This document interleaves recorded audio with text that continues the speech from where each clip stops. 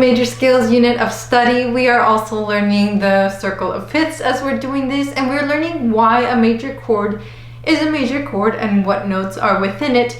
If you're just starting, I highly recommend you start from C because we're learning everything together. So let's find F sharp on our C string. So I know that F sharp is right here on E string because I know E, F, F sharp. So I'm gonna look for that sound on C string. So I found that on the 6th fret.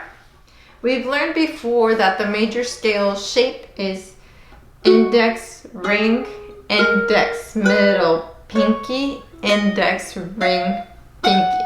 So that's our F sharp major scale. But now we need to memorize the notes. So I have them written down because now there's so many sharps. So I'm going to read that as I play through the scale. Here we go. 1, 2, ready, go. F sharp, G sharp, A sharp, B, C sharp, D sharp, E sharp, F. So if we play F chord with our middle and ring finger, and we move 1 fret down and bar the 1st fret, that gives us F sharp. Now if we look at the scale, steps 1, 3, and 5 are F sharp, A sharp, and C sharp. So we need to have those 3 notes in order to make an F sharp major chord. So on the string closest to my face, we have an A sharp. Next we have a C sharp. Next we have an F sharp.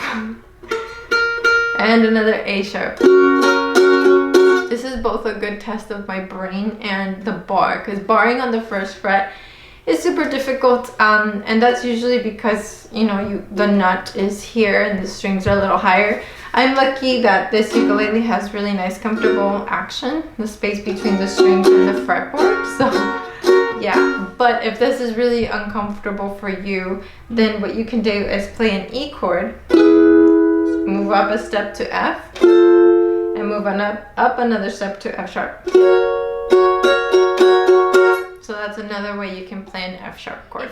If you would like the printable for this, it is absolutely free. And if you would like to support the channel in any way, there are free ways to do it and paid ways to do it. I will have them on the screen.